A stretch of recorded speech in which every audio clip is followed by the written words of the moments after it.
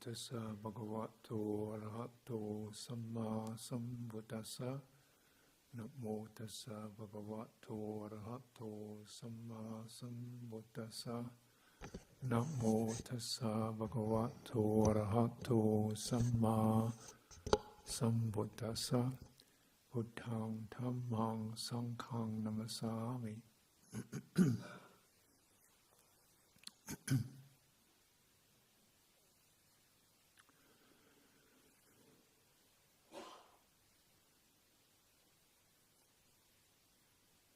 So in retreat we have the opportunity, encouragement to cultivate samvara,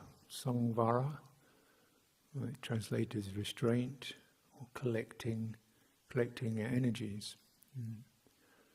So normally our energies will be moving out to deal with the many tasks and complexities, interactions, future possibilities, planning, and so forth, and the often highly fluctuating circumstances that occur in a monastery, which is all, that which one does with goodwill and energy for the welfare of the monastery, for those who come later, and for those who come. So we have a good situation. And then we have a chance to just enjoy the harvest of that. So, having done many things, prepared, tidied up, joked in with each other, cleared any difficulties, and we're kind of resting back.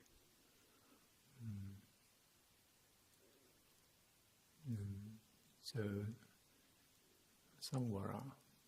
Resting back, collecting, gathering, restraining.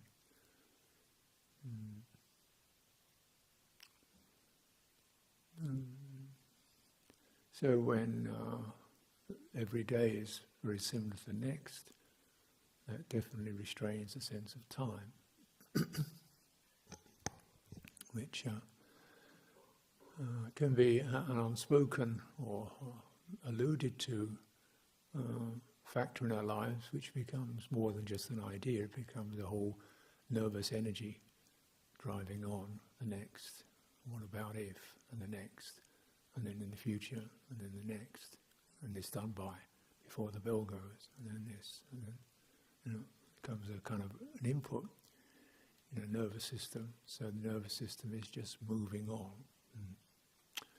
And the citta, the heart, which is tuned into that, is also moving on. And sometimes it's the fact that the citta is moving on precedes it. The citta tends to move on. It's called bhava, becoming something, going somewhere, planning a future, creating solidities in the future. And that can almost generate things to do that don't need to be done. We just do them because we want to. We're progressing or busy. It becomes addictive. And so then really restraining that, which is often, when you change gear, there's often a disorientation. Difficult to kind of stay steady when suddenly the momentum drops and we're not chatting and doing.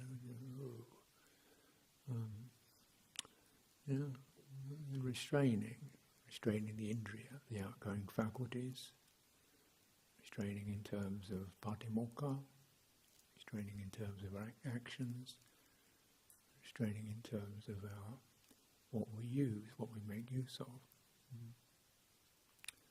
Simplifying. You cultivate it in a very broad way, and you understand what you're doing. And it's not an external, obviously it's an external form to it, it's an internal form, where we take responsibility to, can I collect, can I rest back? You think of restraining as a kind of resting rather than a throttling.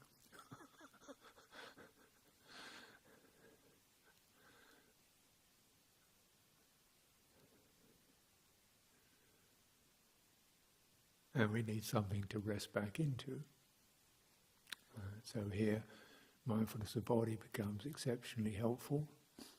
You can find it making a good platform, a good basis, a good couch to rest on. Make it comfortable, make it steady, make it ample, don't make it full. This is to be cultivated. So restraining bodily activity, but of course we're not ceasing bodily activity, we're just collecting it. Simple things. And this allows us to develop body.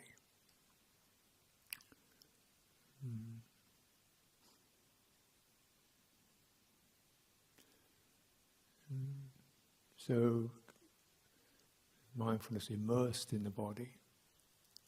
Kayagata sati. Immersed in it.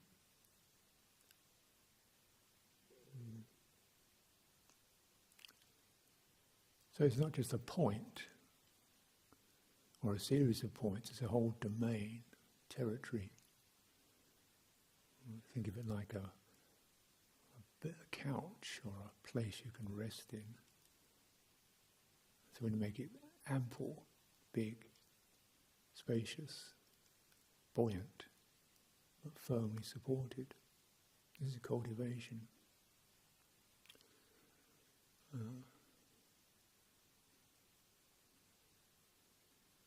It can be the case that we meditate focusing on particular points, but by and large we don't see any mention of this in the suttas.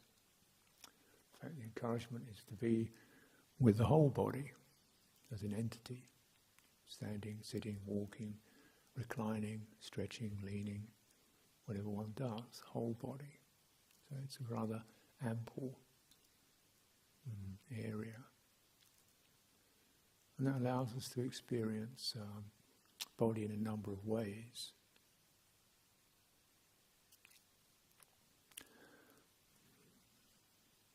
Kaya kaye, body in terms of the body, not in terms of what we think about it, or even customary attitudes. So customary attitude often gives a huge amount of emphasis to the head or the face. Well, that's only a small zone and it's not particularly relevant. More important is the torso, but perhaps even more important is just the wholeness, because with the wholeness we get a feeling of some living creature with its energies running through, its tensions and spaces and softness and heat. And the citta tunes into that. It's immersed in it.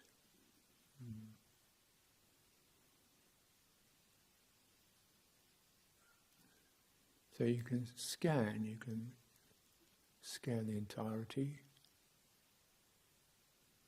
and the simplest way we do that is using citta operates the organ of attention, manasikara, and uses it to scan from the top to the bottom of the body that we see.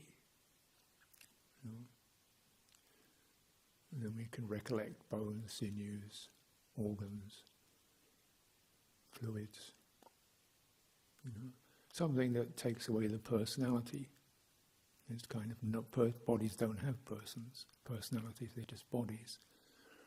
Face is really a set of muscles, not really a person at all.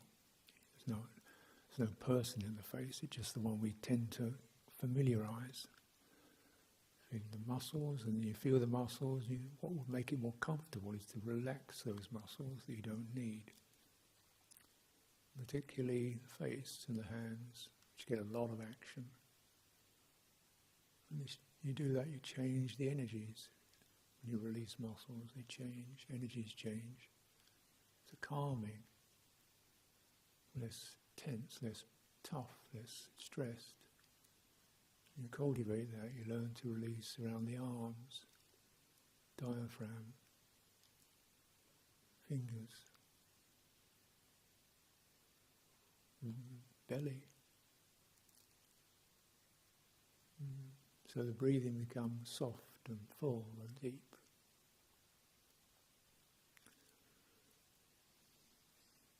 When you begin to cultivate like that, you just use just the minimal muscle that you need, which is often the lower back when you sit. That's the center. When you walk, it's the pelvis swinging, the legs coming out. Not the upper body thing, relax. Standing, just poising. So you just use your feet and your sense of balance. And you can relax a lot while you're standing up. Just enough to hold the body into balance. Reclining, you can relax most everything.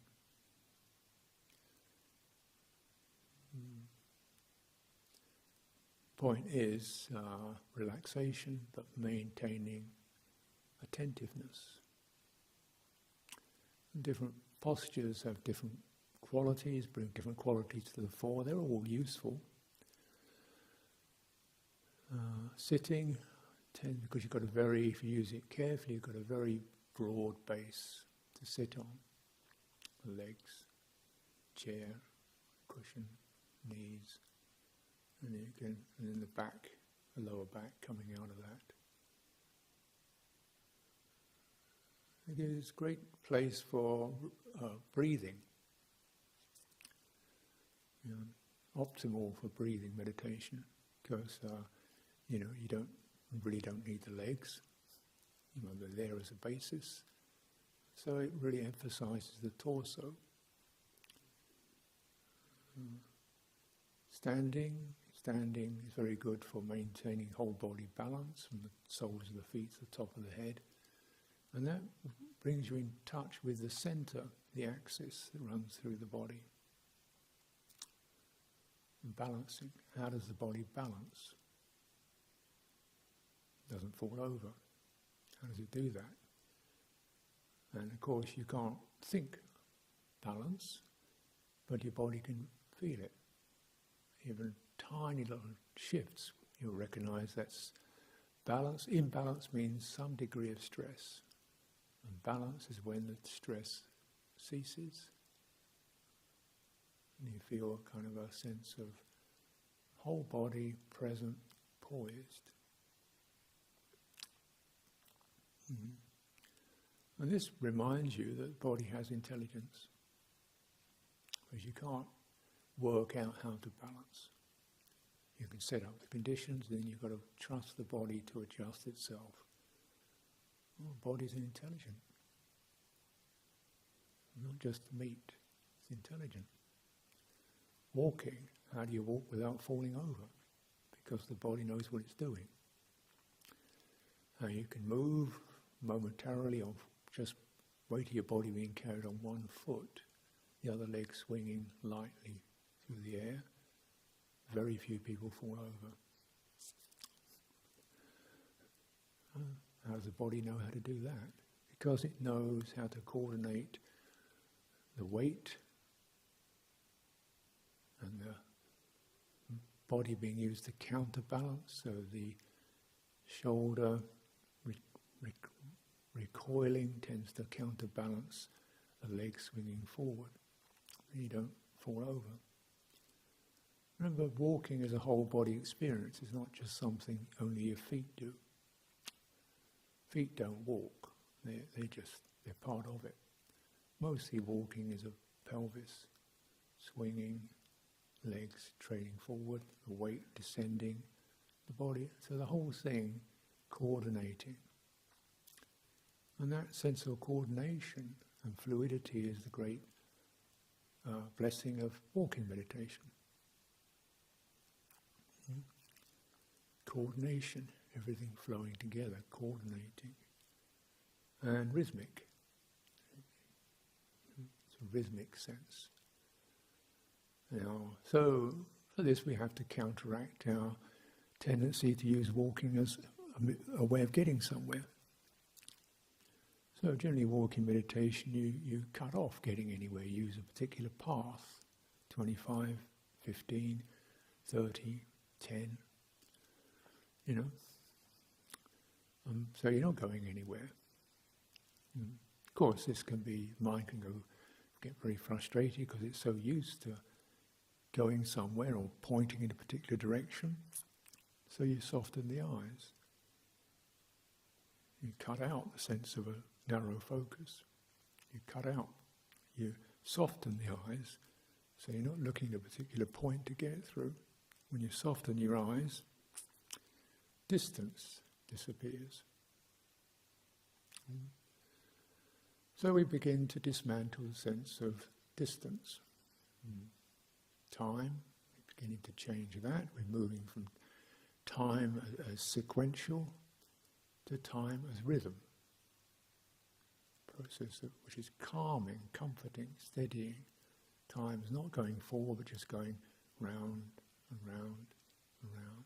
Rhythmic time, body time, breathing in, breathing out. Rhythmic. Rhythm is soothing, comforting, attractive. The citta tunes the rhythm. It feels carried by it. When we're moving forward in time, the citta is thrown forward. When you're rotating in time, the citta is gently turned over and over again, and the rough edges and the jerkiness and the stagnation drop away into something smooth. This is how we develop body to develop citta, develop the heart.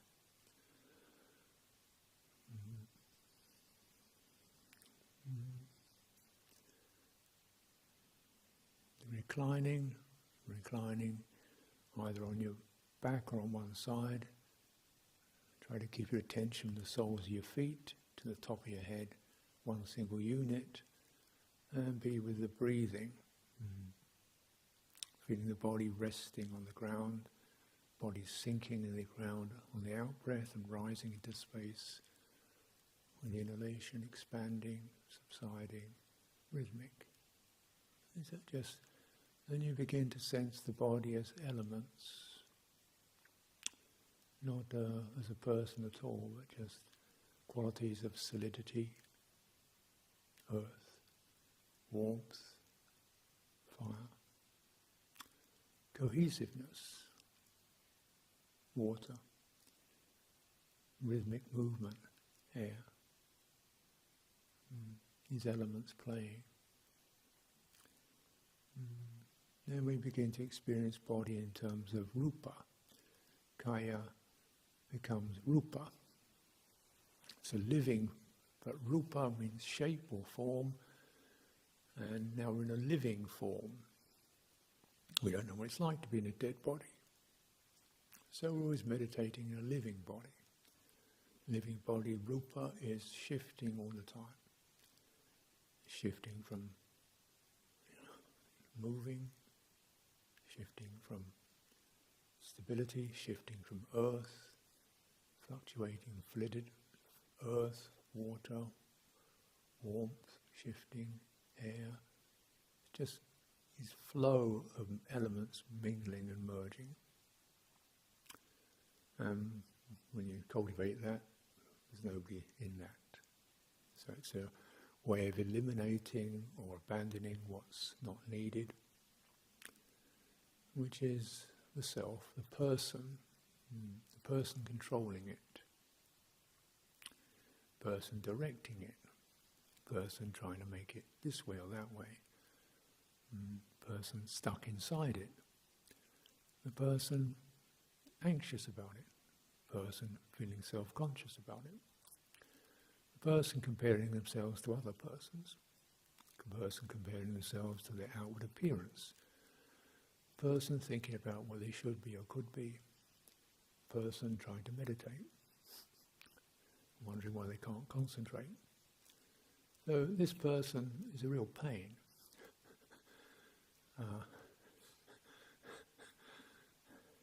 That's all it is.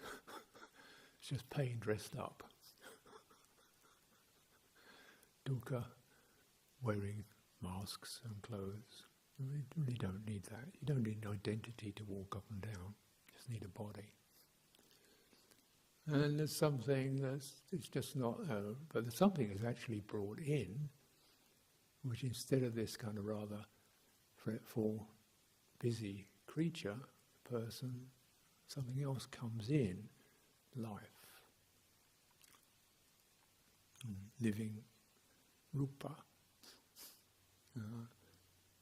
Something that actually is rather, when you cultivate it, manage it, is rather pleasing. And the Buddha definitely recommended pleasure. Saying, I teach pleasure. Which was an astonishing thing for a recluse to say. The Buddha often would drop these bombshells. Think, what?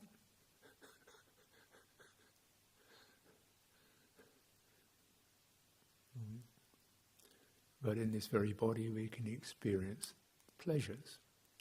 And he said, well, you have the three kinds of pleasant feeling. Well, it's actually something like two, but it subdivides into three. Samisa, pleasure associated with sensuality, flesh, which stimulates, sense contact, stimulates external. Because the problem with that is not only is it rapid, but it draws us out. It gets the chitta, gets excited and moves out to the object of sense contact. And of course it's fleeting, and of course it's dependent. You can't be warm all the time. You can't have fragrance all the time. You can't have enjoyable sights all the time. You can't be free from physical discomfort all the time. You can make a good effort, but basically samvisa is not the best base of feeling. But it's not the only one. So it's not we're trying to, say we shouldn't feel anything, but the Buddha's saying there's a higher, more rich, rewarding basis for feeling than this. It's niramisa. Niramisa means that which is not conjoined with the senses, and this is associated with one would say the internal body experience of cohesiveness, or rhythm, flow, and settling into all that, breathing in, breathing out, settling into all that, cultivating. You cultivate pleasure. The saying is that a skilled practitioner is someone who cultivates their own pleasure, independent of the world. You take away the rough edges, the jerking, speed, the stagnation. You clear up the brightness. You clear up and amplify and dwell in the brightness in this very body. And this leads to the absorbing into that. You cultivate what arises the quality of gladness, certain bright vitality, rapture, ease, comfort. Niramisa. And citta picks that up. So in the citta, the heart picks up these qualities, it picks up these internal qualities, because this is its home base. The home base of citta is associated with the aggregates. Rupa, aggregate. Sensuality, not really. Citta always experiences not the senses directly, but impressions of the senses. Sanya, Vedana. When we come into rupa, body as changing form, we're getting very close to how the citta experiences things. Doesn't really experience 10 o'clock or Tuesday. Experiences pressure, ease, stability, stillness, agitation, disturbances. And rupa, you can experience those in rupa, the bodily form internally. And in fact, a lot of meditation is just about clearing, managing the internal stresses and agitations and tension that get the citta feels, and it gets embedded in the body internally. We feel jittery, jumpy. We feel tense. We feel heavy. We feel contracted. We feel stagnant and dull. And you can't think your way out of it. Thinking mind, manas, can't do it. So we go into this body and extend to the whole body, wholeness of it, widening, extending on the span of awareness. And things begin to link up. The axis, the breathing, energy flows through, slowly, steadily. Make the effort.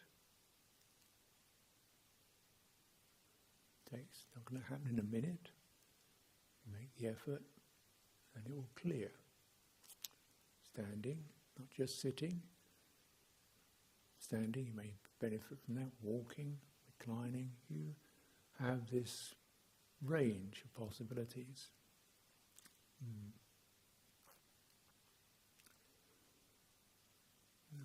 And it becomes flattened, released. Samisa, niramisa. That pleasure is something that's recommended as an abiding place, because it leads on to niramisatara. Niramisatara is the even more, which is the pleasure of freedom, pleasure of discernment, pleasure of detachment, and pleasure of release, ease, release, coolness, space, deliverance. But generally the trajectory is through the sense, the external sense, restraining, so the external senses are not things you're going out to, internal sense base, the body internally, its energies, its heat, its tension, its spaciousness, breathing, and giving it the time and the basis to clear itself in this very body. As the saying is that just as one can, with your own awareness, you can bring to mind the entire ocean, and that can encompass all the rivers and streams that flow into it. So if you encompass with your mind, with your citta, with your heart, with awareness, the body, mindfulness of body, all states that are skillful and supportive to liberation will arise in that.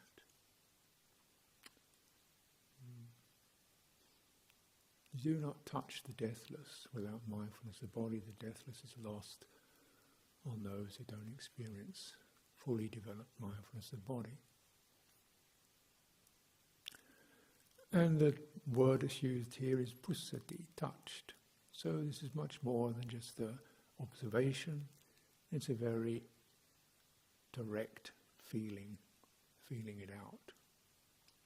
As if you're moving around inside that territory, sampling it, handling it. How does it feel?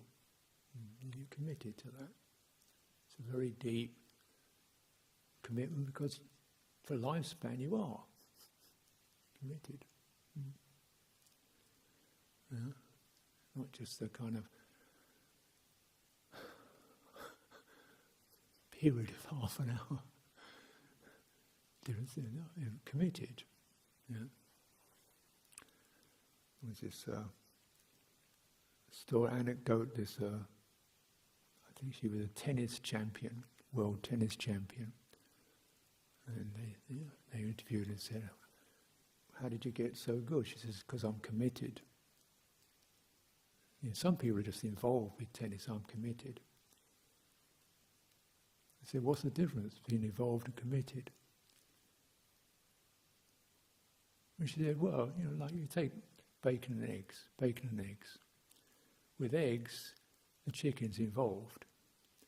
With bacon, the pig is committed. I'm committed.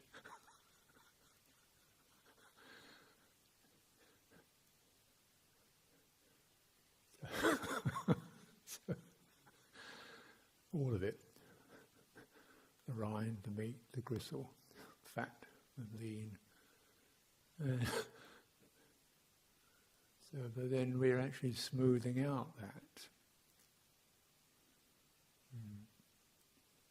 Now, of course, the physical body does have different textures to it, hard, soft. When you get into experiencing the energies in the body, which can be speedy or obsessive, hot. You want to touch into energies in the body and widen your awareness to include the whole body, so the energies of the body find their proper span and settle.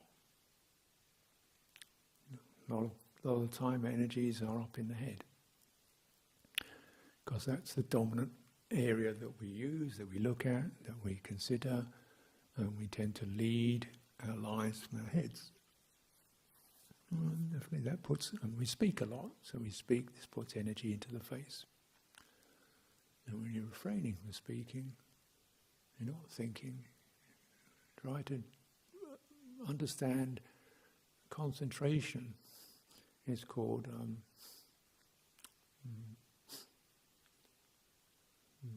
Cittasa Ekagata,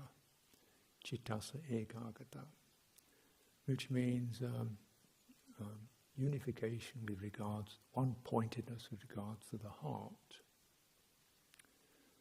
So this is not a point of attention on the body, this is a point of having one purpose, one sense of dedication. Ekagata, purposeful, one theme. The Buddha himself said, when I was contemplating, still practicing as an ascetic, doing this and doing that, I just began to reflect upon, the burdens of my life and, the household life, and I don't want all this. It became one-pointed. It was really a sense of having a determined sense of purpose. Our purpose here is collecting, using this body to draw our energies inwardly, steadily, not obsessively, not tight, contracted, nicely settled. When you have a strong centre. Strong centre is not tight or hard, but ample. And from there you can sense what's going on around you. Walking, moving through the space as it opens around you. You're not oblivious, you're not locked inside, you're centred, not throttled. Sitting, you're not stuck in your head or your nose or your belly. You feel the whole body as a breathing, living, vibrant presence.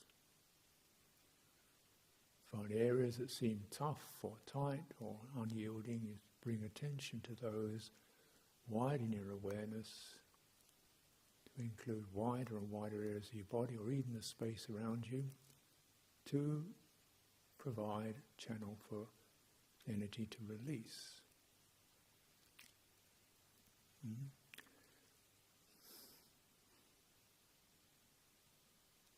So it's not throttled, strangled, tightened up, which happens. Some of this is completely unconscious, because these energies are attuned to emotional pressure, psychological and emotional events or pressures. So we get forceful. Maybe that's been something that's been required as a way of life, to working, push. And so your energies get very knotted. So therefore sitting, widening your awareness to include the space around you, centered, breathing out, releasing. Not forcing yourself to release, just creating a template, an invitation. There's plenty of space. Space as not something distant that separates you, but something intimate, wraps around you and releases you from pressure. It's very intimate and benevolent space. You can feel it. Every time your body expands, you're breathing, you feel the space yielding. As you walk, the space opens around you.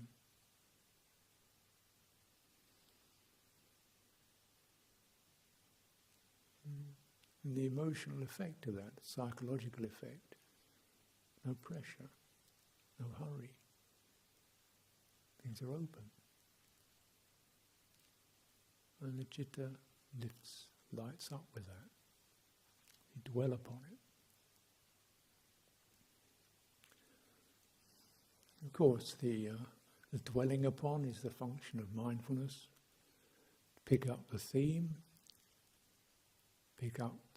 body, pick up the theme, what is this body? It's not the visual body, it's not the body that we conceive of or imagine, it's not the body with a name on it, it's not the body with an identity. It's this living, warm, firm, fluid, vibrant experience. Shifting, changing, not a solid thing at all. In that fluidity, that changeability, heart, our attention as it tunes into that, learns to not hold hard, because everything is changing. And, if you hold hard, you get stiff. Attention gets stiff, you get tired, and it produces unpleasant emotions, pressure, tension, achievement, holding, insecurity, need to get it together. And the psychologies around that. When you're holding something that's fluid and changeable, it's a different kind of attention. It's like the attention of balancing a feather in your hand. Very, very attentive, but not clasping, not gripping. This is enormously helpful to use the body to support this shift of attentiveness.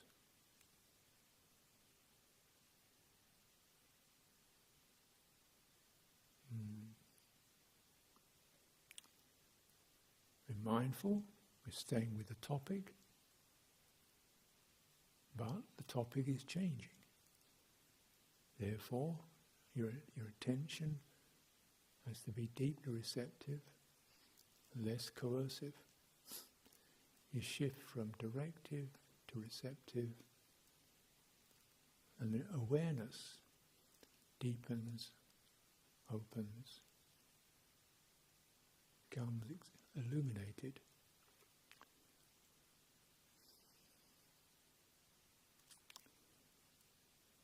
We recognize something that's always been there. The light. Oh, yeah, there's this. Now, as long as there's that clenching and holding, which is a very pernicious psychology,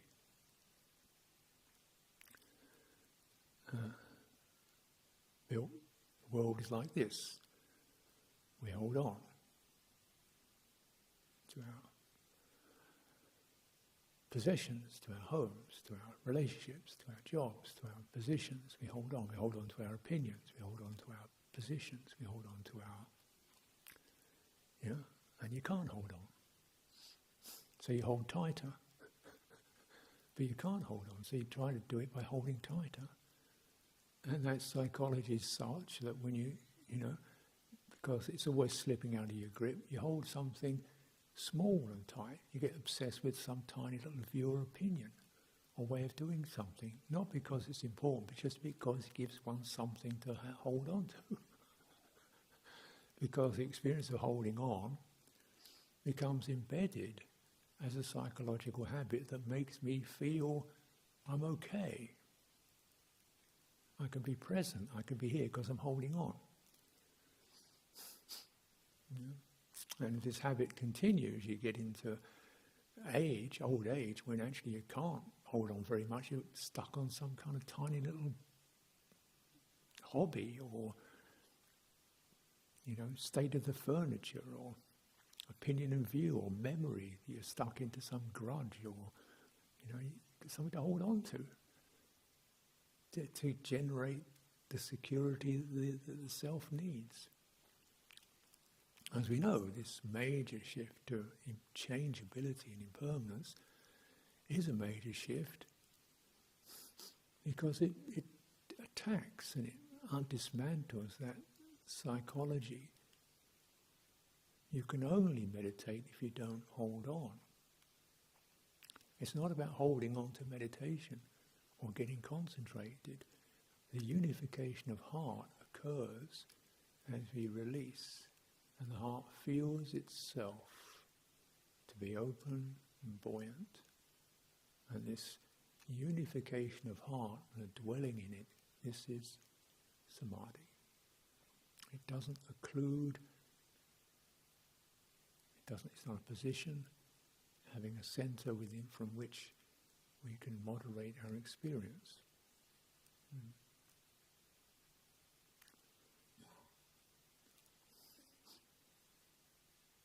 And the body helps us to find a way to release that busyness, the identity, the need to be, because it gives us a foundation not so much to hold on to, but to be held by. Ah, yes, this will carry me. Yes, I can rest in this. Yes, I can move around in this. Yes, while I'm alive, these elements will continue to play. My breathing will continue. Space is here. The earth is here. Get familiar with it. This is your abiding place. And we return to that.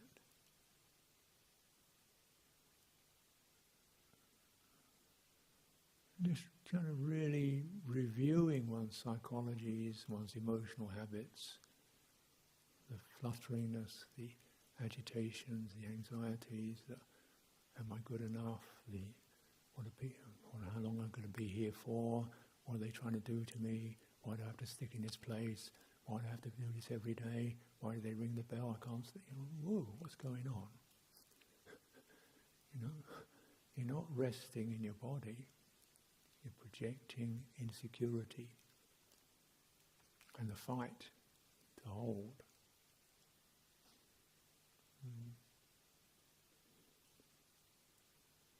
Come back. Everybody gets stuck in this stuff. What's happening in your body?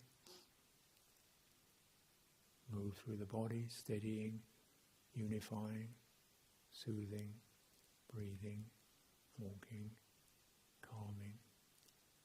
The world spins around you. Don't get stuck in it.